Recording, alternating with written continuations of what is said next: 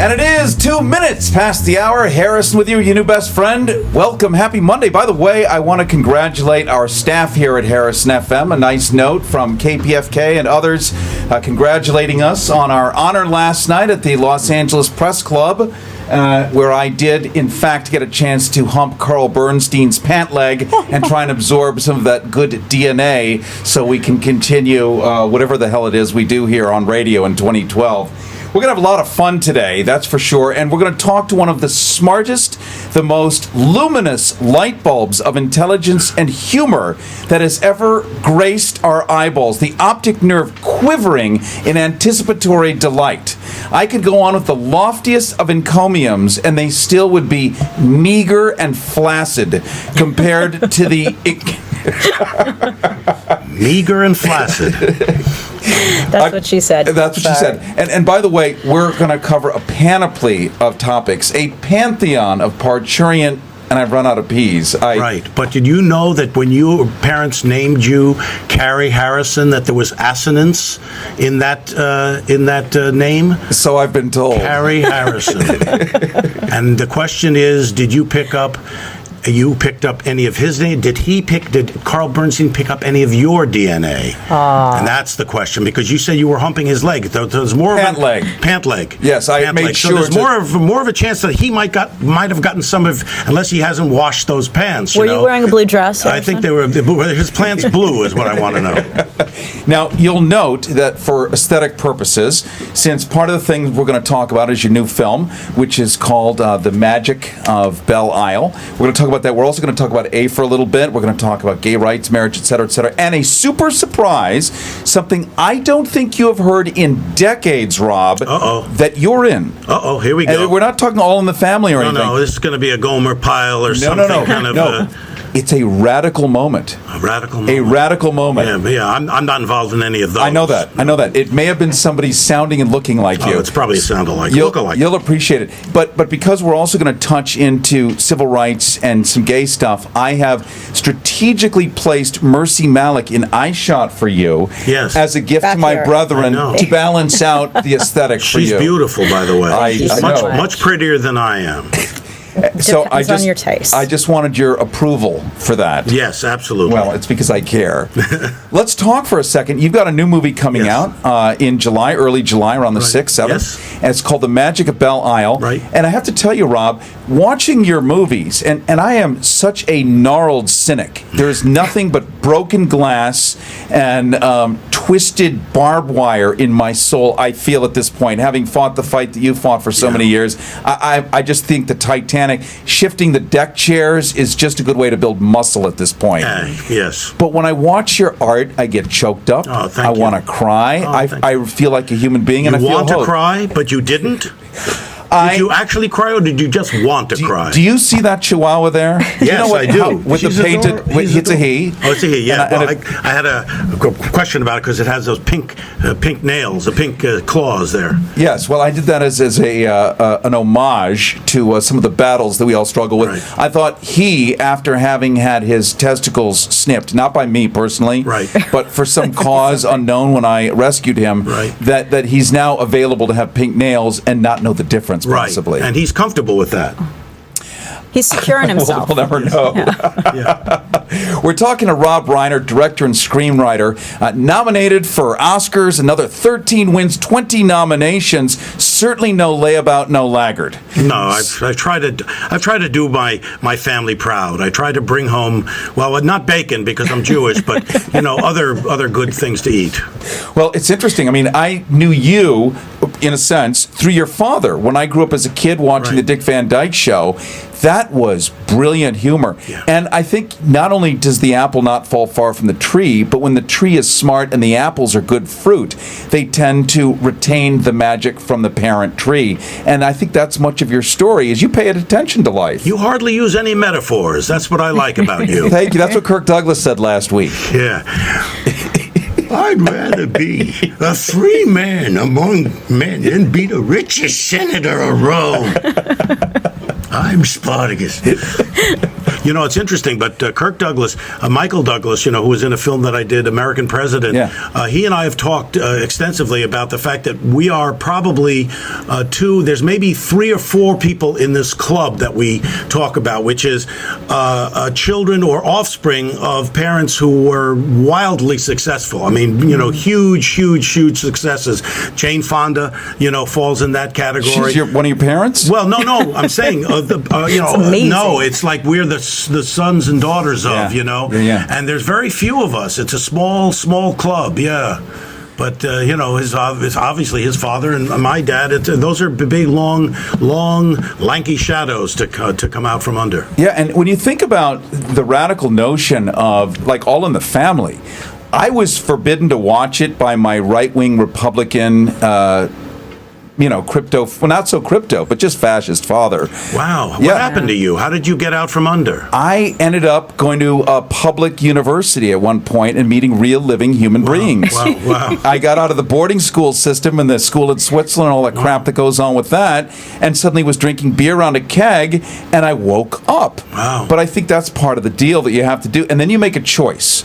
Because you can continue to wear a little Brooks Brothers suit and bring the world down, or you can wear flip-flops and have a hell of a good time. Yes. And that's something that you have taught me, too, I think, in much of the years of what you've done, is that if you don't see the light at the end of the tunnel, if you don't laugh and have a good time, it really is almost too much heavy lifting. Yeah, you have to. I mean, we only have this one shot in life, unless you, like I say, you're Shirley MacLaine, and, you know, then you can, you know, bank on a few shots. But we do have to find that the pleasure that we have in life, and that's really the basic theme of the Magic of Belle Isle. When I turned 60 about, you know, 5 years ago, I'm now 65, it hit me very hard, you know, this whole idea of mortality and the fact that life is very precious. We have a limited time on the planet, and I started thinking of myself at that point as a very, very, very young old person, you know, because it's the beginning of that last part of your life, and you want to be able to cherish it. You want to be able to embrace it. So that's what made me do the bucket list, which is all about 2 guys facing their mortality and trying to squeeze every ounce of pleasure and joy that they can out of life. It's the same theme for the Magic of Belle Isle. Morgan Freeman plays a guy who's, you know, he's in a wheelchair. He's been drinking a lot. You find out he's lost his wife. He can't write anymore. He's a writer of Western novels, and he can't write. And, you know, he's basically given up on life, and he moves into this lakeside community for the summer and meets this woman played by Virginia Madsen and her 3 daughters, and over the course of the summer learns to live again. And what I'm trying to say is that no matter what your situation is, you can find some fun. You can find joy in life. And so I try to look for those kinds of themes. It is 12 minutes past the hour. Harrison with you, your new best friend. You are listening to Harrison FM on KPFK 90.7 FM in Los Angeles, 98.7 FM in Santa Barbara, 93.7 in San Diego, 99.5 in Central California, as well as on the Progressive Radio Network. And here and there, we're talking to famous director Rob Reiner. Also, he's very funny. He's very intuitive, a hell of a storyteller, multi-award winning, and also shows up on behalf of the humans, which I think is really where you get the gold star. Well, thank you very much. That's very kind of you. And this movie that you've just made, The Magic of Belle Isle, where I said I was this close to sobbing, but I didn't want to humiliate myself in front of my chihuahua. He's a little sensitive that way. I understand. But Morgan Freeman, who you've been able to craft and cultivate through his own native talent, obviously. He's a brilliant actor, and I've been very, very fortunate in that I've worked twice now with 2 of who I think are the best actors in American film today, which is Jack Nicholson and Morgan Freeman. And Morgan is absolutely brilliant in this film. I would put him up against what he did in The Shawshank Redemption or Driving Miss Daisy. I think that it's that kind of performance. It's absolutely breathtaking. And what a pleasure as a director to watch him work every day. And I would think as a director, Rob Reiner, part of what you get to do with trust is open the sluices and let him come out, as opposed to really sort of micromanage. Yeah, no, he's a consummate professional. He doesn't need a lot of prodding. We have so much fun together, and it's really why I wanted to make another movie with him.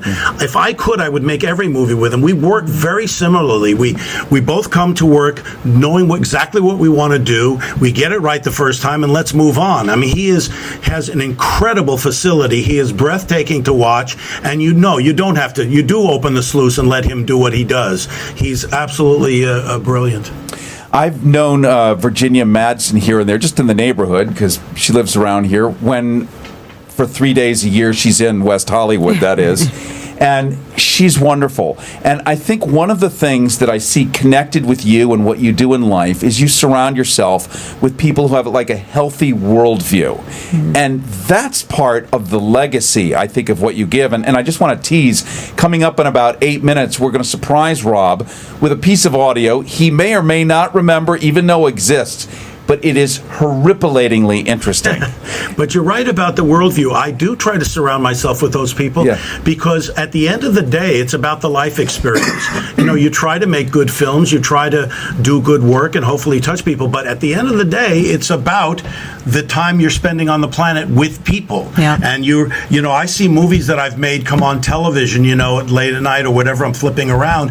And for me, it's like home movies. I watch it and I think, oh yeah, that's the summer that we spent at Greenwood Lake, or that's the summer we were in Ann Arbor, and I remember that day when we did that. So it is about the quality of life and what you do. That's what you remember, and that's what you take away from it. Yeah, and as you said earlier, off air before we got here, well, I mean, I was already here. Actually, you were here too. Yes. Before we went on the air. Funny how that works. Well, it was. In order for us to have a conversation before we went on the air, we'd both have to be here. Usually. For that. I'm into time travel, but I'm going to vote for you. Yeah, okay. But we talked about that this is no dress rehearsal.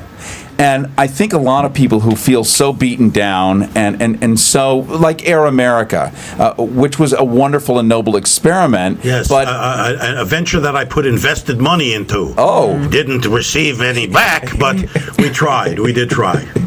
And, unfortunately, it was a little lugubrious, I think, for a lot of people. And what I saw working at Clear Channel at the time was they had the KFI, which, if you're outside of Los Angeles right now, KFI is the right-wing Big Brother sister, I don't know what it is, androgyne something or other, to K-Talk. And this is where Rush Limbaugh and Dr. Laura and John and Ken and Timmy and Tammy and all the rest of the people polish their jackboots on the radio. And they sent the KFI salesman to sell Air America. So it's like, it's the polar opposite of somebody who even appreciates or understands it. So starting out the gate with contempt and bile for the very product you're supposed to be selling, it's a recipe for collapse. Yeah, and it's unfortunate that the only kind of successful talk radio, political talk radio, are these extremely right-wing sensibilities. And what is so disturbing is that people, they lap this up, and I don't know half the time whether or not Rush Limbaugh really believes these things. I mean, he's not an idiot, this guy, except in his political views, and I can't believe he believes some of the things that he says. They're so outrageous. I mean, but I guess that's what sells, and that's what people, want to hear. It's just really unfortunate. But I wonder, I mean, in your experience, and you've dealt with the top people on earth, you've been involved from top to bottom of every kind of political mechanics, whether it was Al Gore running for you, whatever it was. I mean, you've been involved from the middle. You've seen, and part of your job as an actor too, is to understand the motivation of the human being so that you can brilliantly replicate it. As a director, tell that story again through yet another human being. Doubly difficult. So that said, can Rush Limbaugh not really believe it and just be selling a used car and go to bed and feel okay about that? Or do you have to believe it? I don't know. I don't know the answer to that. I mean, I watch Mitt Romney day in and day out say one thing one day and literally within the same news cycle say something 180 degrees the opposite. So I wonder, how can somebody, is it just that he thinks the electorate is that dumb and that he is banking on the electorate being that dumb that he can just say whatever he wants and etch-a-sketch it away, as one of his advisors said, and basically bank on that to win an election?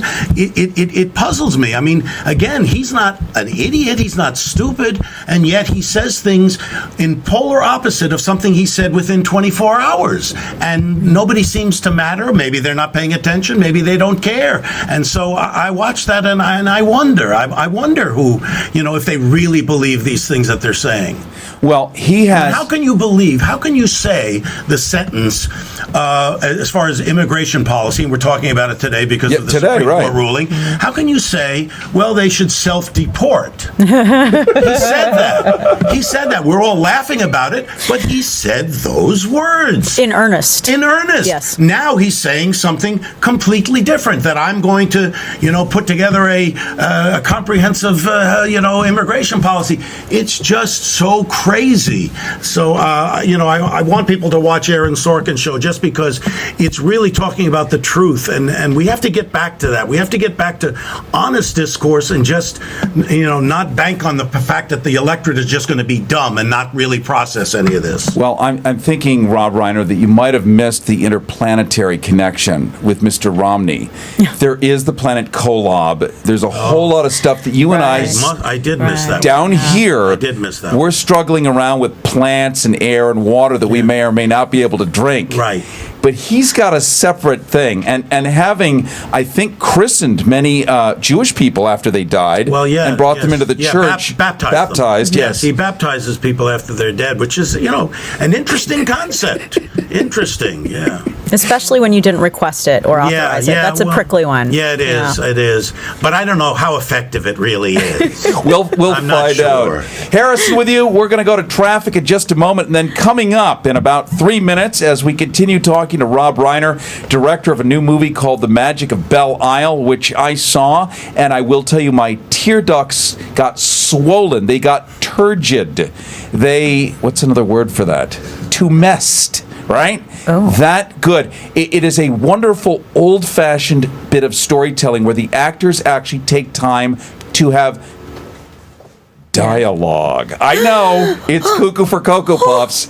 What a wonderful thrill ride. We're going to talk more about that. We're going to continue with Rob Reiner. We are streaming live video right now. You can catch it at harrison.fm, harrison.fm, or goharrison.com, or any of our news affiliates that are also carrying the live stream, and live radio naturally on KPFK and any of our Pacifica affiliates as well. Now let's go to a little live and local traffic with Jeff Thomas.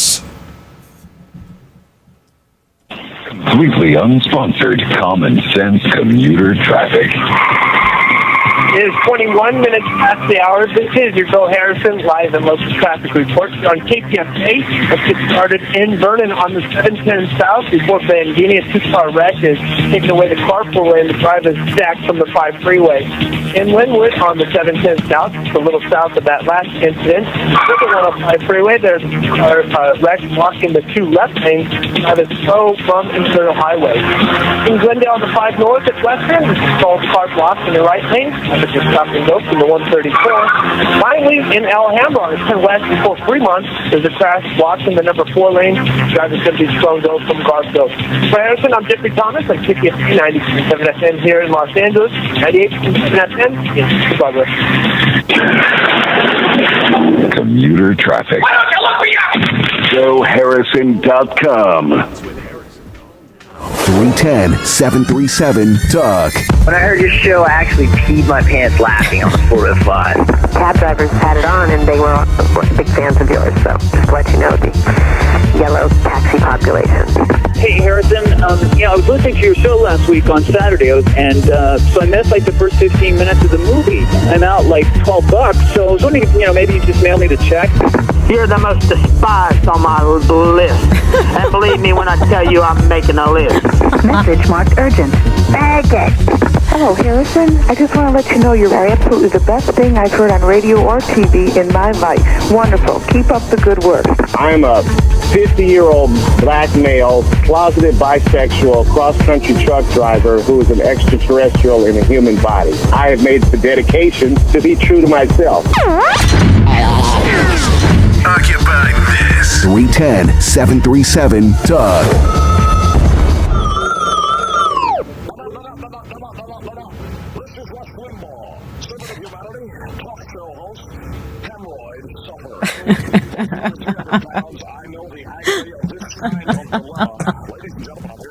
Affairs with new preparation rush and my rush to excellent suppositories.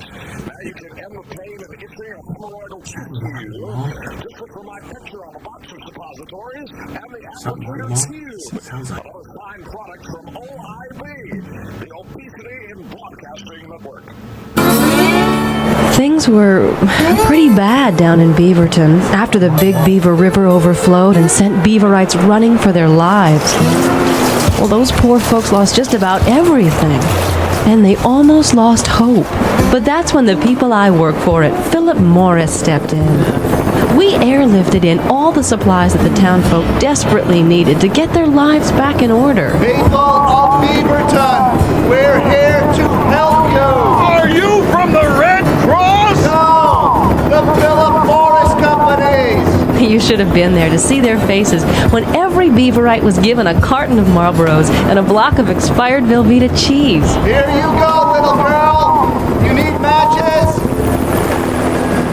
The people at the Philip Morris Companies saw this tragedy as an opportunity to help people and get around that pesky ban on broadcast cigarette advertising. Hey lady? Yep. Can I trade in my Velveeta for another carton of Marlboro? Sure thing, kid. You need matches? Working to make people think we're making a difference. The people of Philip Morris. Harrison on the edge, like NPR on acid. Harrison with you. It is 25 minutes past the hour. You are listening to Harrison FM on KPFK 90.7 FM in Los Angeles, 98.7 FM in Santa Barbara, 93.7 in San Diego, 99.5 in Central California. Here and beyond, live streaming high-def video at goharrison.com as well as harrison.fm. We're talking right now with world-famous director Rob Reiner. And you know, if you just say world-famous, not everybody it's true for. With you, it absolutely and empirically is. You have a new movie, Rob, called, don't you love that? Yeah, The Magic of Belle Isle. That's right, The Magic of Belle Isle. It's coming out in about a week. Yes, it comes out July 6th. That's right. And it's a story about a wheelchair-bound writer who has lost his muse. He loves to drink his sour mash whiskey.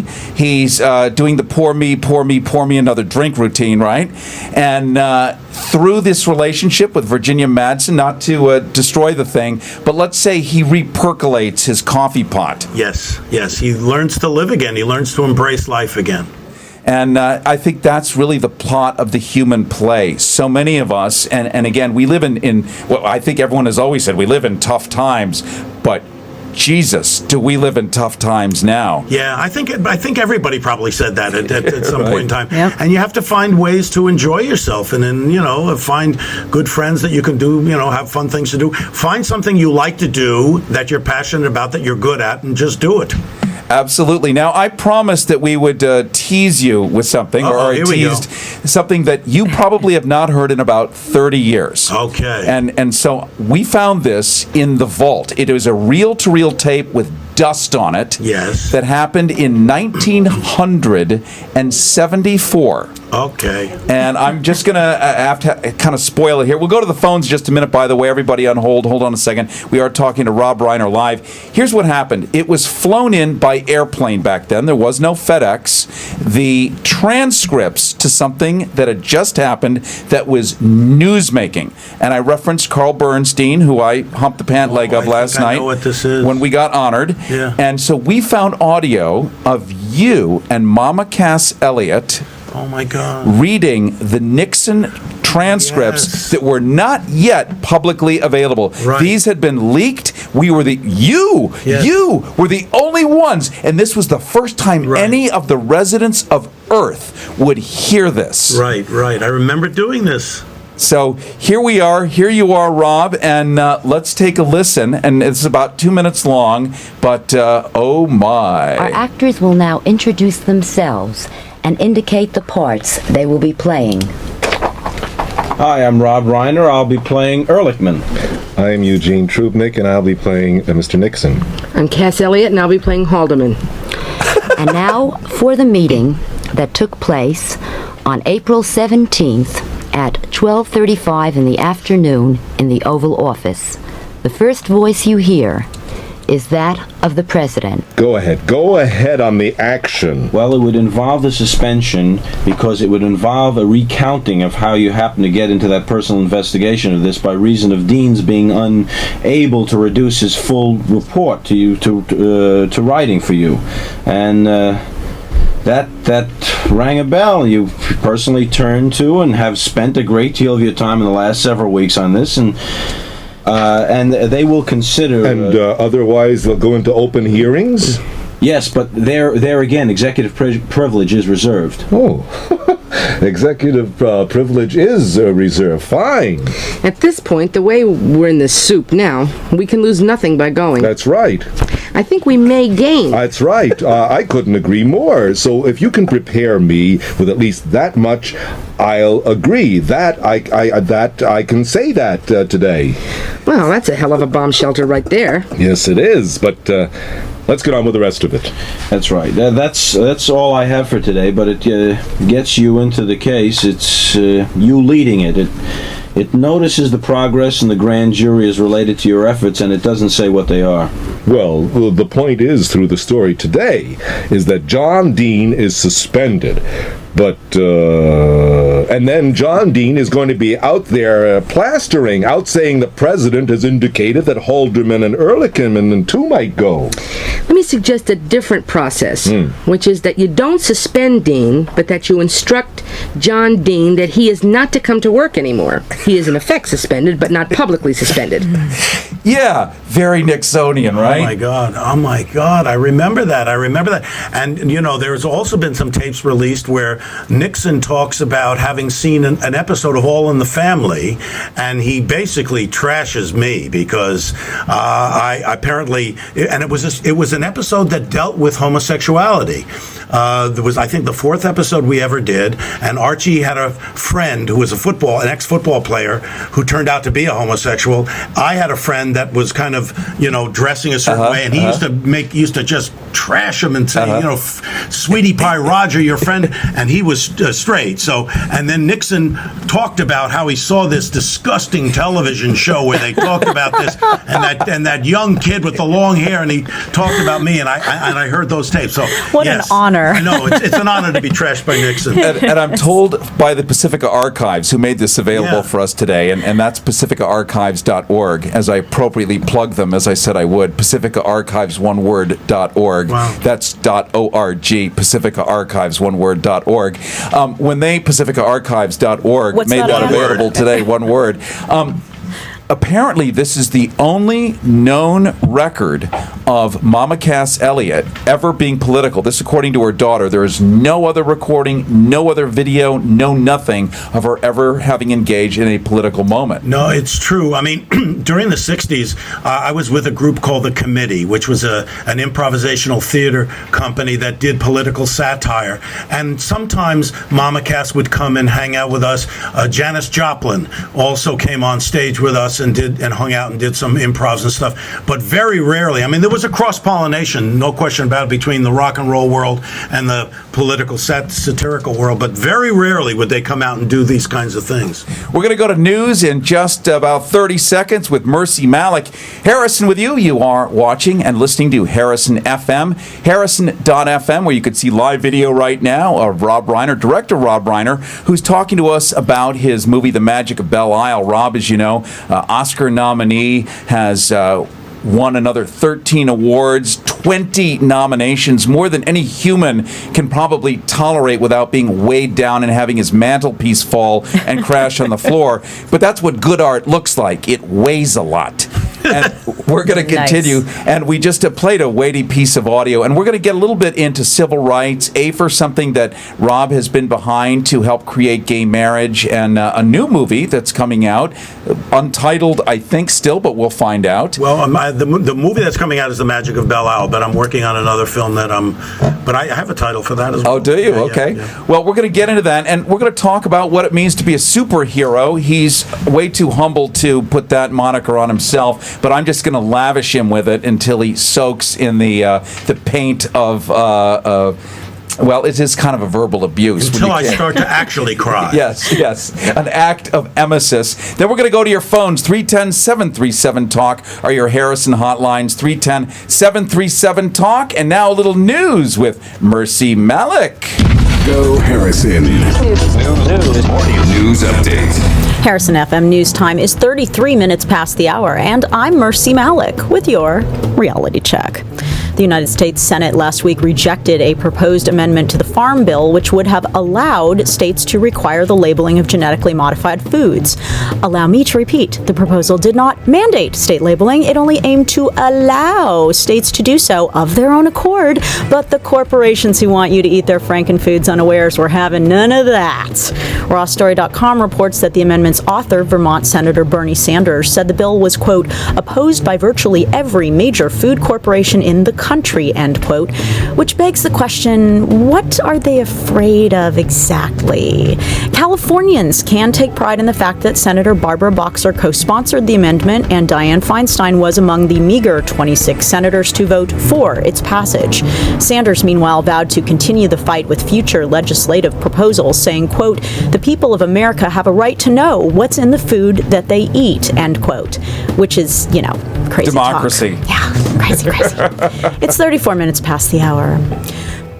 Still wondering why Monsanto so badly wants to prevent Americans from knowing when they're eating genetically modified foods. Oh, what's this next story? CBS News reports that an entire herd of cattle have dropped dead in Texas from eating genetically modified grass. Funny how those two stories go together. Might just be me. Preliminary tests show that the genetically modified grass in question suddenly and surprisingly began producing cyanide gas. Well. None too nutritious. Not so much. Not surprisingly. You mean their bodies weren't craving cyanide? They apparently, even if they did, it did not end well. The cattle dining upon the frankengrass died horribly before the eyes of ranch hands. Rancher Jerry Abel reports that when the cattle were found in distress, quote, some were already dead and the others were already in convulsions. That was very traumatic to see because there was nothing you could do. Obviously, they were dying, end quote. Other farmers in the Texas county of Bastrop have since tested their genetically modified grazing grass, and several have found that theirs too is in fact producing cyanide. In other news, pay no attention to the man behind the curtain. It's 35 minutes past the hour. And finally, a word on a former Harrison in-studio guest, Republican presidential contender Fred Karger.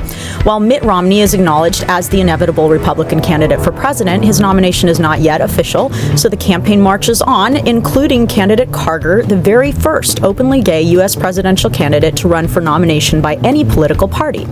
Earlier this month, Karger campaigned in the great state of Utah, a place not known for its progressive attitude towards the LGBTs. Except at Sundance. You get 3 days. Massive sigh. During his 4-day stay, Karger met with, among others, Washington County Republican Party Chairman Willie Billings, whom Karger characterized as, quote, welcoming and friendly, end quote. The rest of Billings' family apparently not so much. Yahoo News reports that Nanette Billings, wife of Willie, fired off an email to Karger after the meeting, replete with spelling and punctuation errors, calling Karger an idiot, informing him that she had trashed his campaign swag, and most notably expressing glee that as a gay man he, quote, can't procreate, end quote. Given an opportunity to explain her missive, Nanette Billings amazingly told Yahoo News, quote, my feeling is the only reason he's running for president is to find more sexual partners, end quote. I gotta write that She down. said that. That's what she I'm gonna said. start campaigning. Here's some free advice, Nanette. First of all, when accusing someone else of being an idiot, good idea to use spell check. And even though people like you don't deserve attention of any sort, you have indeed earned the title of Loser of the Week. For Harrison FM on KPFK 90.7 Los Angeles, 98.7 Santa Barbara, 93.7 San Diego, and 99.5 Ridgecrest, China Lake, I'm Mercy Malik. You can be my friend on Facebook and send me news tips for your reality check. News update. Harrison. Reality check.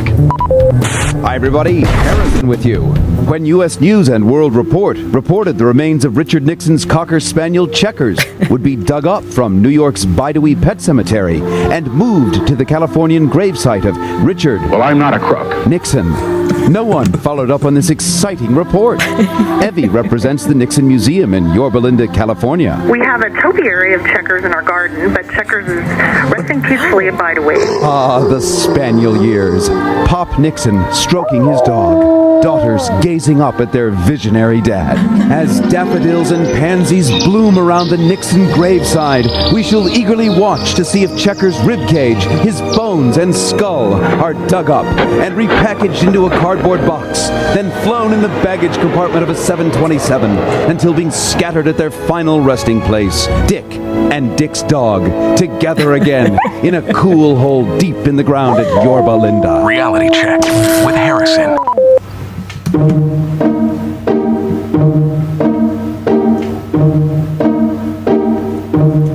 I hope he's not a fag. I hope he's not a drag. I hope he's not a queer. I hope he's not a mistake. Although I have to say that with each passing day, I have a few more doubts. I think he's gay.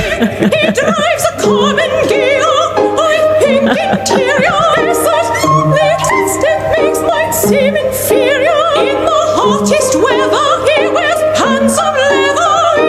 I think he's gay. It is 39 minutes past the hour. Awesome. Harrison with you, your new best friend. You are listening to Harrison FM, available all over the place and streaming live video as well right now at harrison.fm. We are talking to famous director Rob Reiner, infamous, I suppose, if you're Richard Nixon, and his chums talking about you. We heard some audio earlier ago, about 30 years old, where you and Mama Cass and others got together. Mama Cass playing Haldeman. Yes, interesting That's casting. hot. Very interesting casting.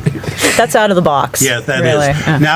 Now, Mercy, are you any relation to Wendy Malick? I wish I were. You have the same look as. We have the same coloring, but Yeah. she's about a full foot taller than me. Yeah. But I've never worked with her, but I've heard that she's absolutely She's a wonderful lovely. actress. She's Yeah. in Hot in Cleveland, and my dad has been in that show a few times, and she also was fantastic. in the American President. Yes. And if you Google both of us, we apparently donate to all the same political causes. Well, Imagine that. There you go. Now, Rob has a new movie out called The Magic of Belle Isle. It's coming out next week. And it's one that I really recommend because a lot of movies, I liked Prometheus. It was kind of like an optical orgasm. It had lots of big noise, beautiful 3D effects. But the thing that I pine for and I miss is good old-fashioned storytelling. Right. Where people pause and there's emotion and there's evolution of character. This is the stuff that I tether on to when I want to become a better human being. Often you need people modeling good behavior. And this is something for decades that you, having single-handedly saved the residents of Earth, Rob Reiner. Well, thank you very much. I thought that was L. Ron Hubbard that had done that. Depends who you ask. I guess so. It depends, yeah. I'm going to play you a little piece of audio here, Rob. This is a 14-year-old boy who has an internet show, and his name is Caden Conger. And he is imitating Rush Limbaugh. And there's a whole... They use children now. They've run out of good ammo, so the whole idea is now you bring in children. Now, if a progressive were to use his child for any kind of purpose, working in factories as Mr. Gingrich. Child abuse, yeah. Yes, child abuse. But when they do it, they're doing the Lord's will, whoever their Lord is that day. And this is 14-year-old. Listen to what he says. He's hugely talented. But if this isn't child abuse and creepiness, check this out. When kids or teens are being basically indoctrinated and encouraged to follow homosexuality, with the president saying, it's all right, go ahead and be a homosexual. With the vice president, it's all right, be a homosexual. Barbara Boxer was on TV the other day. It's all right. I used to be against homosexuality, but now I've changed. Now I've accepted the rainbow. I'm going to tell you this, guys. President Obama, Vice President Biden is making kids gay. They is making kids gay, Rob. Yeah. They is doing that. Somebody should make that kid smart. Homeschooled, no doubt. So let's establish something first right here, right now. Because there are going to be a lot of people who really aren't boned up, as it were, on the topic so much. But this notion that it's a choice to be gay. Yeah. Now, I see two straight guys sitting in front of you. In front of me. Well, not in front of you, Rob, but in front of me. They're behind me. They're behind you. Yeah. You don't wake up in the morning and go, I'm gonna like girls today. God damn it, I'm gonna like them. I swear I'm gonna. It just doesn't work that way. And we prove that in a court of law. That's what the whole point of our federal court challenge on Proposition 8 was to show those things. David Boies and Ted Olson, who are the two lead attorneys. Ted Olson, formerly the Solicitor General for the Bush administration. Right, and they opposed each other in Bush v. Gore. And my wife, myself, and Chad Griffin started the American Foundation for Equal Rights to challenge Proposition 8. And we wanted to put those ideas to the test. And the interesting thing, and David Boies pointed this out when he came on television, he said, you know, you can say whatever you want on the radio, on television, just like that 14-year-old boy just said. You can say whatever you want, but in a court of law, you have to raise your right hand and promise to tell the truth. So help you God. And there's an interesting thing that happens. All of this garbage just kind of melts away and the truth emerges. And the truth of the matter is, we proved in a court of law that what you just said is true. You do not choose your sexuality. You are born one way or the other, and that's who you are. We also proved in a court of law that homosexuality does not have an ill effect on the institution of marriage, and also does not affect children being raised in homes with two men or two women.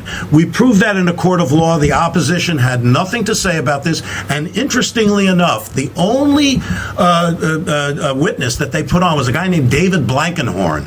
That guy just this week came out and said, I've changed my mind about whether or not this affects the institution of marriage. He basically made our case for us in the courtroom, but now he has officially come out and said, I was wrong about all of this. So the world is shifting as older people are moving off the planet and younger people are coming forward.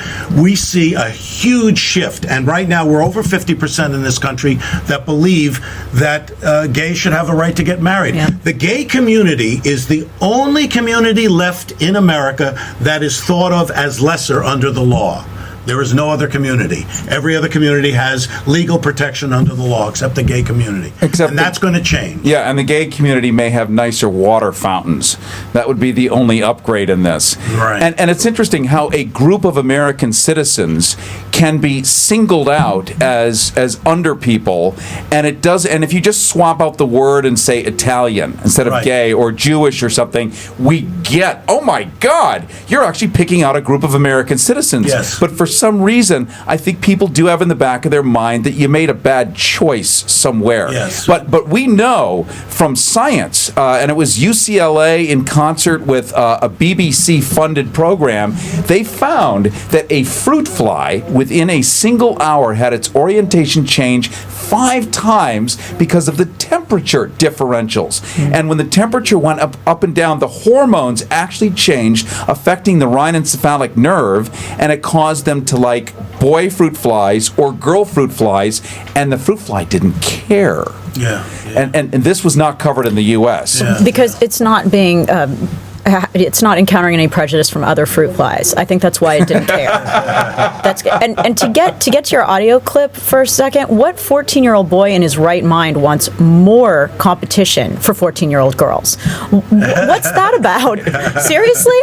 The thing that boggles my mind is, why do people care? What is it that's so threatening about what others are doing? Well, that's the thing. And for those of us who are not gay, it's impossible for us to look at a gay person and say that you deserve less than me, that your rights should be less than mine. There's nobody in this country or around the world that doesn't have either a gay relative, a gay friend, a gay colleague in the workplace, and to look at that person and say, you deserve less than me, it's just not American. It's not American. Well put. 47 minutes past the hour. Harrison with you, your new best friend. You are listening to Harrison FM. We are talking to director Rob Reiner. Has a movie coming out next week called The Magic of Belle Isle. Rob, you know everything from Stand By Me to Harry Met Sally to Few Good Men. Has directed famous, powerful famous people. Jack Nicholson and Morgan Freeman, who you mentioned were two of your favorites of all. A great movie. If you like good storytelling, if you like to be moved, if you like to see a template of decent behavior in 2012 in a very realistic setting and just actually be moved and have the kind of thing that you can give this movie to a lot of people down the road when it ultimately becomes a DVD, or sit in a movie theater with 600 people and have one hell of an experience, you need to go see it on my personal recommendation, because let me tell you, it is a wonderful piece of storytelling, something that Rob Reiner is so well known for. Let's go to the phones, Rob, and say hi to Zach, who's been patiently waiting there. And Zach, you're on Harrison FM with Rob Reiner. Hi. Hi, Zach. Thank you. I'm actually thank you. I'm a big fan of you, Harrison, and certainly you, Mr. Reiner. I have been for a long time, and I love listening to you guys talk about politics. But my question right now is actually more about health.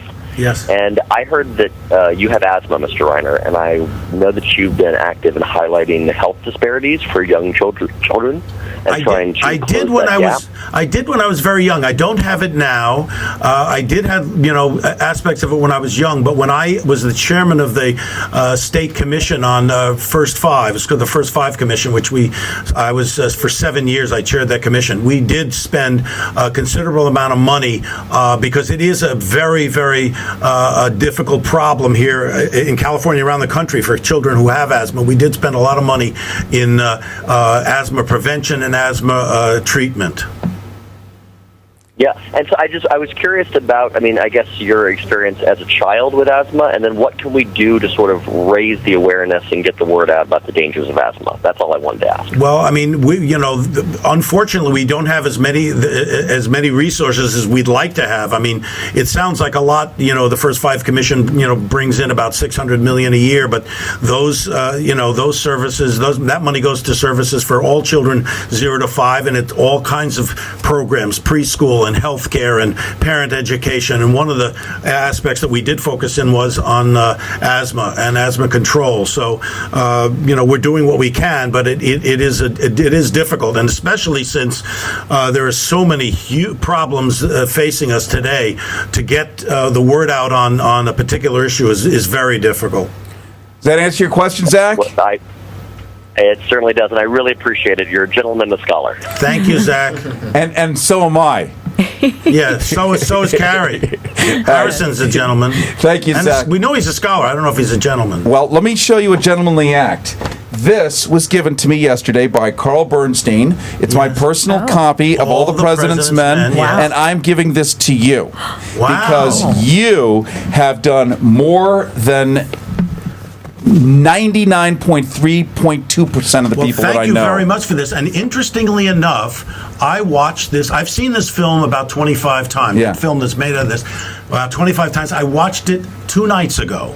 Again, and I'm with my son, who had never seen it, who's 21 years old, and my daughter, who's 14, because I wanted to let them know what went on during this time period. And I find it fascinating that we've had 2 really big scandals that have happened since Watergate. We had the Iran-Contra scandal, nothing happened to anybody, and we had the Iraq War scandal about torture and about going into war, lying ourselves into war, and nothing ever happened to anybody who was, we had a minute with Libby, Scooter. Scooter got a little bit of a nervousness. Isn't scooting when a dog crawls across the carpet on its rear end to pull the worms out of its sphincter? Yeah, I think that's Scooter. Yeah, Scootering. that's scootering. But Bush let him off the hook, so we didn't have anything there. And the only time we've actually tried to get a president was for having sex, with somebody who wasn't his wife. Vastly more important than way killing more important hundreds than of thousands torture, of people. killing hundreds of thousands of people, going to war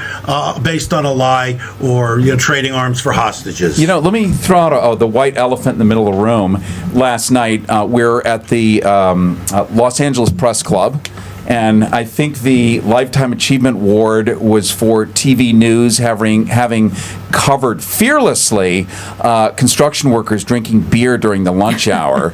I mean, it was just moving and amazing, and I knew where I needed to really start putting my energy personally. Yeah. And sarcasm. Let's leave the sarcasm in there for just a moment. The thing that I found profound is that, and there was a Daniel Pearl Award, and the parents were there, very moving, very powerful. The one part missing in a room full of America's top journalists, we assume, is why did this guy end up having to go out there to take pictures anyway? That a president had lied. I mean, this is Nixon on steroids. This is Nixon times 5, really.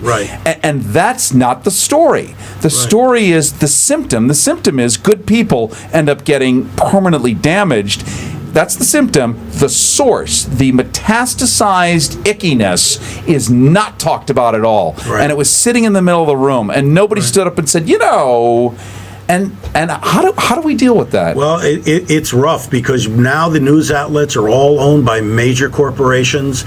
Everybody wants to get access to people in positions of power, and they're not willing to go out on. They're not willing to do what Woodward Bernstein did. They're not willing to do the real reporting. I mean, we just danced into that war in Iraq, and Judy Miller was the only person we ever listened to, and she was in the pocket of the White House. I mean, this was a tragedy that happened, and the fact that we just sat by and we watched this happen. I thought in my lifetime, and I'm much older than you are, that that again. I'm much older than you are, that I would see what we saw happened in the Vietnam War, where we were lied about the Gulf of Tonkin resolution. We were lied to about that. To see that happen again in my lifetime, I said, there's no way. And look, it happened again, and that's because we have a press corps that's really not willing to do the work. Or press corpse, if you really want to pronounce all the words. And if they are willing to do the work, they have to leave the country to be published, like Greg Palast. The only refuge for people is foreign news organizations like the BBC. It's just appalling. As an American, it's really offensive. It really is, and it's unfortunate. We are owned by major corporations, and we're in the pockets of these major corporations. They just want to make sure that they get their profits out there. So the truth is a terrible casualty of what's happening to corporatizing the news. It's interesting. I remember when I was at Clear Channel when we were doing Air America, and Mitt Romney had swept in, and Bain Capital took over Clear Channel, and was fueling all kinds of money in it while simultaneously laying people off. So the official story is we're doing great, and they replaced the humans on the air that were actually doing live news and trying to be relevant with those electronic billboards you see on the freeway. So that was the swap, and I know I feel better seeing those billboards now. Yeah, I know. It's a service. It's a comfort. We're talking to Rob Reiner, and we're about to roll radio credits here, if there is such a thing. And his movie is called The Magic of Belle Isle. And you need to see it. It's coming out in the theaters next week. It stars Morgan Freeman. It stars Virginia Madsen. And if you love Morgan Freeman, and who doesn't? Maybe there's two people, Nixon relatives possibly. But it is a truly magical thing, and really gifted and enhanced by Rob's incredible directorial skills. And imagine a guy in a wheelchair where one day we're all gonna be there. And I think we're faced with, and this is what we talked with Kirk Douglas about last week, is what does it look like when I'm 95? And you really have choices. You can be an upright being, you can have love and romance and passion and thought and imagination, or you can just collapse and decay. And you have shown that Morgan, who started that path, totally was able to switch. Completely believable. And you also wrote the screenplay. Well, it was originally written by a fellow named Guy Thomas. I did a lot of rewriting on it, but it was originally a story by a fellow named Guy Thomas. Well, it's really wonderful, and I'm very much looking forward to being able to see it in the big house with the other kids. You don't mean like in prison? Anything's possible around here. Because you've put yourself out on a limb in a couple of situations here in this show. Well, I can always hack off my limbs, which when I self-deport. Oh, there you go. Yeah. Right. A lot of cool things. Rob Reiner, thank you so much for joining us. Thanks for having me. This is huge fun and a treat. And I was telling somebody on the phone earlier, I'm not usually starstruck. I mean, we've talked to all kinds of people here, but having you come in today, I don't know what it is, but I've just felt like a young maiden.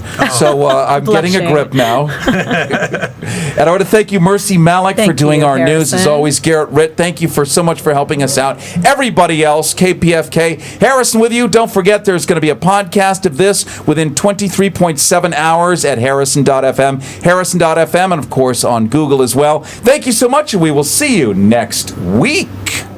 It's radio with release. You know, kind of like a massage.